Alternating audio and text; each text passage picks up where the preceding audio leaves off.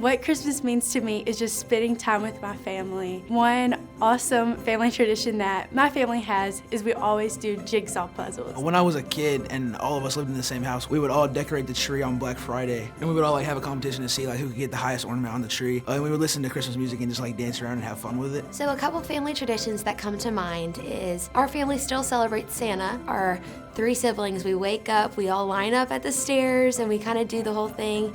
And even though we know it's my mom and dad, we still do it for them. A couple weeks before Christmas, or the week of Christmas, we'd bake literally thousands of cookies. Christmas Eve, we'd tell a Christmas story before we all went to bed. And after that, we'd put a Christmas star on a tree. After I'm with my immediate family, usually we watch Polar Express. We love the Polar Express. That's the one movie that we always watch, and we always open our stocking the night before Christmas and one gift under the tree. On Christmas morning, we open up gifts, and my sister comes over for brunch. As kids, as we went and played with gifts and stuff like that, my dad would make breakfast, and we'd all celebrate together.